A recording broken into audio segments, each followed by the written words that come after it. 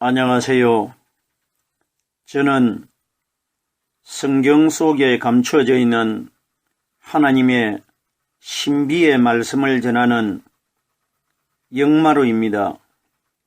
오늘은 구약 성경 레위기 12장 1절 말씀을 시작하여 레위기 12장 8절 말씀 속에 기록되어 있는 여자가 출산을 했을 때에 산혈이 깨끗해지는 기간에 관한 내용의 말씀을 영적으로 풀어보겠습니다. 레위기서의 여자의 산혈에 관한 내용의 말씀은 레위기 12장 1절 말씀을 시작하여 12장 8절까지 8구절의 말씀이 기록이 되어 있습니다. 이 성경은 레위기는 모세가 기록했습니다. 우리 예수님께서 이 땅에 오셔가지고 3년 6개월 동안 우리들에게 천국 복음의 말씀을 전파하셨는데 요한복음 5장 46절 말씀에 보면은 예수님께서 구약 성경 레위기를 기록한 모세에 관하여 이렇게 말씀하셨습니다. 모세 그는 내게 대하여 기록하였느니라. 그러면은 오늘 우리들이 깨달아야 될 레위기 12장 1절에서 12장 8절 말씀은 여자의 산혈에 관하여 내용이 기록되어 있지만 이것은 바로 예수님 자신의 사건이라는 것입니다.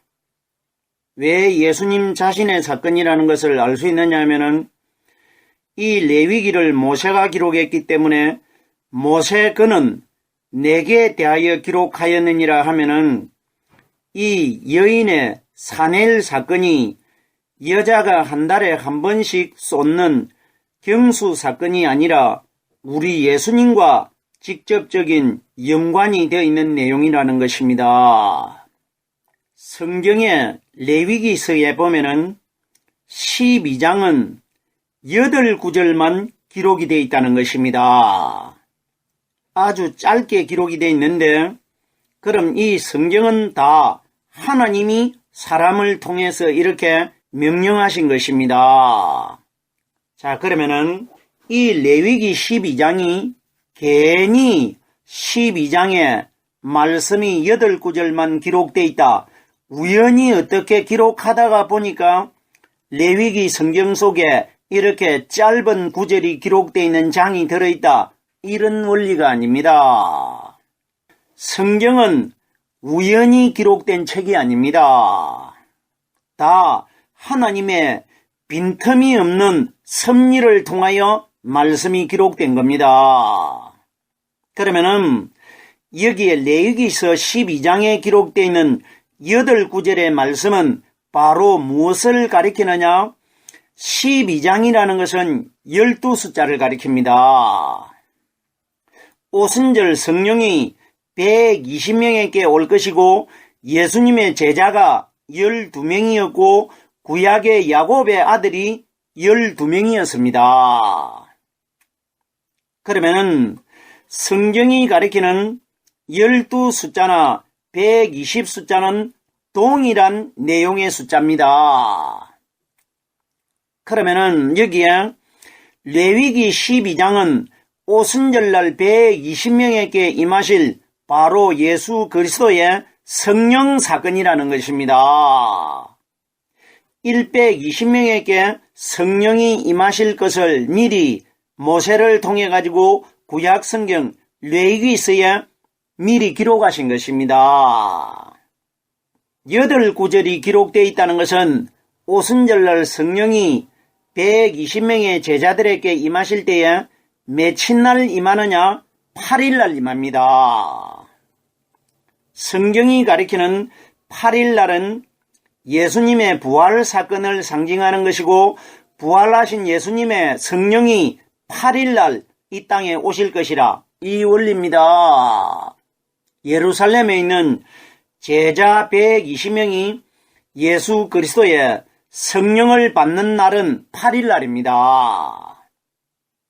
49일이 지나고 50일이 되는 날 7749 마지막 주일은 8일날 주일이 포함이 돼가지고 성령이 옵니다.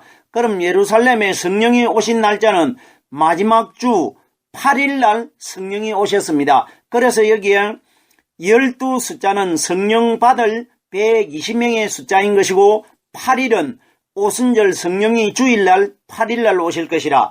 그럼 여기에 레위기 12장에 기록되어 있는 이 말씀은 오순절날 임하실 성령님과 직접적인 관련이 있다는 것입니다.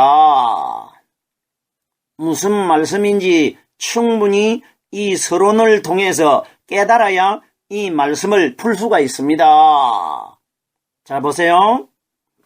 오늘날 신앙생활을 오래 하신 분들, 이 레위기 12장에 기록되어 있는 이 말씀들을 언제 들어보셨습니까? 보세요. 우리들이 사람들의 원리나 사람들의 지식으로 이 말씀을 풀 수가 없기 때문에 이 말씀들을 전하지 않습니다. 그럼 우리가 여기에 정말 여자의 산엘 사건으로 이 말씀이 기록되어 있겠습니까? 생각을 해보세요. 성경의 말씀은 말씀을 통해 가지고 우리 사람들이 구원받을 수 있는 내용이 기록되어 있습니다. 그럼 여자의 사내를 기록해 가지고 여자가 아기를 낳고 난 이후에 흐르는 그 사내를 통해 가지고 우리들이 어떻게 구원받을 수 있습니까? 그 내용을 깨달아 가지고는 우리의 구원은 반드시 하나님이신 예수님과 우리와 직접적인 연관이 있어야 우리가 그 말씀을 깨닫고 믿을 때에 마지막 날 구원받게 됩니다. 여자의 산회과는 전혀 상관이 없는 내용입니다. 이건 우리 예수님과 우리와의 관계가 숨겨져 있는 겁니다. 그럼 레위기 12장 1절 말씀을 열도록 하겠습니다. 여호와께서 모세에게 일러 가라사대 하는데, 성경에 등장하는 모세는 장차 누구의 그림자냐? 마리아 몸속에서 태어나실 우리 예수님의 그림자입니다. 예수님이 신약시대 때에 처녀 마리아 몸속에서 태어나셔가지고 이 세상에 정체를 나타내셔야 되기 때문에 구약 성경에서는 등장을 할 수가 없기 때문에 하나님이 모세나 다윗이나 아브라함이나 여러 특정 사람들을 통해 가지고 예수님을 미리 보여주시는 사건입니다. 그럼 여기에 모세는 반드시 신약시대에 마리아 몸속에서 태어나신 예수 그리스도를 미리 보여주는 사람입니다. 결론적으로 복음시대에 오실 예수님의 예표적인 그림자 역할을 한 사람이 모세라는 것입니다.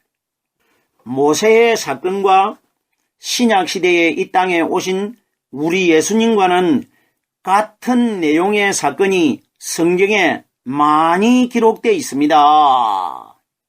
자, 그럼 보세요. 여호와께서 모세에게 일러 가라사대, 이 말씀을 바꾸어 깨달아 보면은 하나님께서 예수님에게 일러 가라사대 이 말씀이 되는 겁니다. 보세요. 성경 전체는 우리 예수님에 관하여 기록되어 있는 것이지 모세나 다윗이나 아무리 다윗이 성경에 많이 등장해도 사람인 다윗이 기준돼 가지고 기록되어 있는 책이 아닙니다. 등장은 구약시대 때에 다윗이나 모세가 등장하지만은 실제적으로는 신약시대에 오실 우리 예수님이 기록되어 있는 겁니다. 이 말씀은 우리 예수님께서 부활하신 직후에 엠마오로 가는 두 제자를 만나셨을 때에 예수님께서 모든 성경에 모세가 기록하고 선지자들이 기록한 이 성경책 속에는 바로 자기 자신에 관하여 자세하게 기록이 되어 있다고 두 제자에게 설명을 했습니다. 그럼 여기에 여호와께서 모세에게 일러 가라사대 이 말씀은 하나님께서 예수님에게 일러 가라사대 이 말씀이 되는 것입니다. 반드시 이 방향의 원리로 말씀을 깨달아야 됩니다. 이 말씀을 믿고 받아들여야 됩니다. 이렇게 돼야 다음 2구절부터 말씀이 풀어집니다. 우리 예수님 사건입니다. 모세 사건이 아닙니다. 이스라엘 백성들 사건이 아닙니다. 계속해서 레위기 12장 2절 말씀입니다. 이스라엘 자손에게 고하여 이르라. 여인이 잉태하여 남자를 낳으면 그는 7일 동안 부정하리니 곧 경도할 때와 같이 부정할 것이며. 자, 보세요. 모세에게 하나님이 이스라엘 자손에게 고하여 이르라. 이건 무슨 이야기냐? 이 땅에 오신 예수님이 이스라엘 나라에 오셔가지고 3년 6개월 동안 이스라엘 자손들에게 복음을 전했습니다. 이걸 말씀하시는 것입니다. 그리고 더 나아가서 영적으로 오순절날 이 땅에 임하실 성령이 바로 예수 그리스도의 이름으로 이 땅에 오셨지 않습니까? 그러면 예수님이 이 땅에 오셔가지고 이스라엘 나라에서 3년 반 동안 복음을 전하신 것은 장차 오순절날 이 땅에 임하신 예수 그리스도의 성령의 그림자 역할을 한 겁니다. 그러면 예수님께서는 이스라엘 자손들에게 3년 반 동안 하늘나라의 복음을 전하셨고 오순절 성령은 인류 전체에게 2019년 동안 복음을 전하고 있습니다. 이것이 이스라엘 자손에게 고하여 이르라. 성령이 우리에게 말씀을 일러주시고 있고 예수님 또한 이 땅에 오셔가지고 이스라엘 백성들에게 말씀을 일러주셨습니다. 이 원리를 가리킵니다. 모세에게 너는 이스라엘 자손에게 고하여 이르라. 이것이 뭐냐? 예수님이 3년 반 동안 이스라엘 자손들에게 천국 복음을 고하여 이르시는 것이고 오순절 성령이 이 땅에 오셔가지고 이 땅의 이방인이나 유대인들 중에 하나님을 믿는 신앙인들을 이스라엘 자손이라고 합니다. 성령께서 오늘날 우리에게 말씀을 가르쳐 주시고 깨닫게 해주시고 있다. 이 원리인 것입니다. 결론은 성령 이야기입니다. 예수님의 이름으로 오신 성령님이 오늘날 이 땅에서 2019년 동안 사람들을 통해 가지고 복음의 말씀을 고하여 주시고 있다. 이 원리인 것입니다. 여인이 잉태하여 남자를 낳으면은 보세요. 이 사건이 대략적으로 오늘날 현재 우리들이 살고 있는 시대에 이 말씀을 계산을 하면은 대략 3,500년 전의 사건입니다. 제가 솔로몬 시대도 3,500년 전의 시대라고 하고 모세 시대도 3,500년이라고 하는데 우리는 어떤 역사적인 기간을 통해 가지고 예수님을 깨닫는 것이 아닙니다. 이 해수가 중요한 것 아닙니다. 성경에 기록되어 있는 역사는 중요한 것이 아닙니다.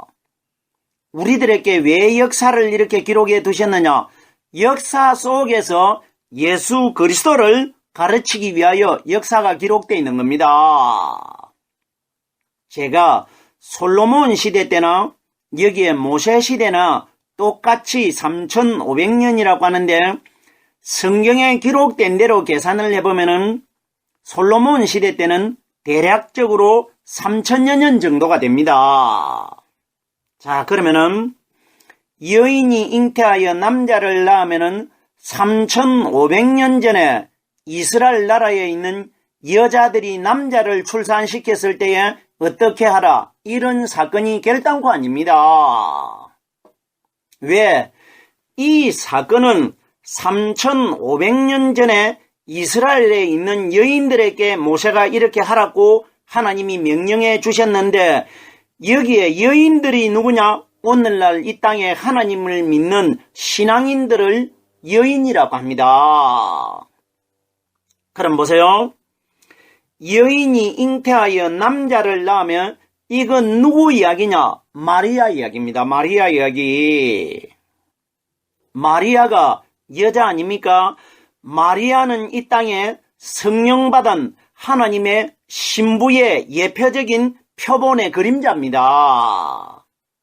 마리아를 통해 가지고 오순절날 성령이 이 땅에 오셔가지고 말씀으로 사람의 마음속에 들어오셔가지고 생명으로 잉태될 것이라 이걸 인류 최초로 보여준 사람이 마리아이고 그 속에 잉태된 예수님은 오순절날 오실 성령의 말씀이라 말입니다. 자, 그러면은 여인이 잉태하여 남자를 낳으면은 여기에 남자가 누구냐? 마리아 몸속에서 태어나실 남자아이 예수님을 가리킵니다. 그러면 여인이 잉태하여 남자를 낳으면 하는 것은 이사야 7장 14절 말씀에 보면은 처녀가 잉태하여 아들을 낳을 것이요 그 이름을 임마누엘이라 하라. 이 원리라는 것입니다. 자, 보세요. 마태복음 1장 20절에는 보면은 저에게 잉태된 자는 성령으로 된 것이라 성령의 말씀을 통해 가지고 우리들이 장차 생명을 잉태시킬 것이라 이걸 보여준 사람이 마리아입니다. 그러면 여기에 여인이 잉태하여 남자를 낳으면 여인은 마리아고 남자는 예수님이십니다. 그럼 결론적으로 마리아의 이야기가 성경에 기록되는 것이 아니라 예수님 이야기라는 겁니다. 여인과 관련된 율법에 예수님 이야기가 기록되어 있는데 마리아가 중요해서 성경에 기록되는 것이 아니라 마리아에게서 태어나실 예수님이 중요하기 때문에 성경에 기록되어 있는 여인이 잉태하여 남자를 낳았다는 것은 처녀가 잉태하여 아들을 낳으니 아들에 관하여 기록되어 있다는 것입니다. 예수님에 관하여 기록되어 있는 내용입니다. 여인이 잉태하여 남자를 낳으면은 그는 7일 동안 부정하리니. 자, 보세요. 현실적으로 오늘날 우리 시대에 이 말씀을 적용을 시켜봅시다. 오늘날 이 땅에서 여자분들이 남자를 낳으면은 7일 동안 부정하고 여자를 낳으면은 14일 동안 부정하다. 이런 규례를 지키고 있습니까? 전혀 우리 현실과는 관계없는 이야기입니다. 그럼 하나님이 우리 현실과 맞지 않는 내용을 성경에 기록하시겠습니까? 우리와 맞기 때문에 기록해 두신 것 아닙니까? 우리 오늘날 현재 이 땅에 살고 있는 우리들과 연관이 있기 때문에 이 말씀이 성경에 기록이 돼가지고 말씀이 오늘날 우리들에게 남아있는 것 아닙니까? 자, 그러면은 그는 7일 동안 부정하리라. 여자가 남자아이가 태어난 이후에 7일 동안 부정하다. 이 원리 아닙니다. 여기에 여인에게서 태어난 남자아이가 바로 우리 예수님 이야기입니다. 그러면 그는 7일 동안 부정하다는 것은 여자에게서 태어난 율법의 예수님은 7일 동안은 부정한 분입니다. 왜? 예수님이 할례를 8일날 받으셨고 성령 세례도 8일날 받으셨습니다. 그러면 7일은 뭐냐? 7일은 예수님이 부활하기 직전 토요일까지를 가리킵니다. 예수님이 8일날 무덤 속에서 부활을 하시기 때문에 7일날 동안은 부정한 분이라 말입니다. 왜? 죄를 짊어지고 있기 때문에. 이래서 그가 누구냐? 율법의 예수. 율법의 예수는 7일 동안은 부정한 분이라 이겁니다.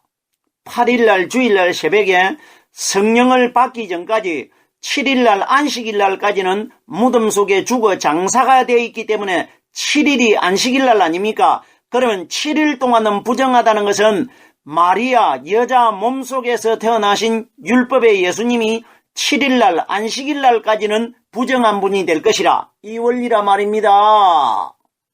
기가 막힌 내용 아닙니까? 자, 보세요. 여기에 레위기 12장에 8구절의 말씀이 기록이 되어 있는데, 이 말씀 속에 하나님의 엄청난 예수 그리스도의 비밀이 숨겨져 있는 겁니다. 7일 동안은 부정하리니 곧 경도할 때와 같이 부정할 것이며, 경도가 뭐냐? 여자의 몸에서 한 달에 한 번씩 쏟는 죽은 피를 가리킵니다. 보세요. 여자의 몸에서 한 달에 한 번씩 바깥으로 내어보내는, 흘러버리는 이 피가 뭐냐? 율법의 예수님, 마리아 몸속에서 태어난 예수님을 가리킵니다. 경수를 한 마리아 몸속에서 태어난 예수님은 부정한 분이라는 것입니다. 왜 부정하냐? 마리아의 살과 마리아의 뼈를 가지고 태어났기 때문에, 죄가 있는 마리아의 몸을 입고 태어났기 때문에 부정한 분이 되는 겁니다. 그럼 여기에 경도할 때와 같이 부정할 것이며, 죄를 가진 마리아 몸속에서 태어났기 때문에 마리아와 똑같은 죄 있는 모양으로 태어났기 때문에 부정한 분이라 이겁니다. 자, 보세요. 육신을 가진 마리아는 여자의 생리 현상을 가리키는 것인데, 그럼 보세요. 마리아에게 태어난 예수님은 여자 몸속에서 태어날 때에 경수를 흘리는 육신으로 태어나셨는데, 예수님이 두 번째 태어나실 때는 무덤 속에서 반석 굴 속에서 태어난 예수님은 경수를 하지 않는 하나님에게로 태어났습니다. 자, 보세요. 이 세상에 여자들이 생리를 왜 하느냐 하면은, 하와가 선악과를 따먹었기 때문에 하나님께서 임신하는 고통을 주신 것입니다. 고통이 뭐냐? 생리입니다. 그럼 여기에 경도할 때와 같이 부정할 것이며, 이건 뭐냐? 여자가 생리를 할 때에 부정한 기간이다, 이 원리가 아니고, 부정한 마리아 몸속에서 태어나신 예수님이 부정한 분이라 이겁니다. 이것이 경도할 때와 같이 부정할 것이며, 왜 부정하냐? 죄인인 마리아 몸속에서 태어났기 때문에 이 땅에서 7일 동안, 안식일 동안 무덤 속에 죽어있는 예수님은 부정한 분이라 이겁니다.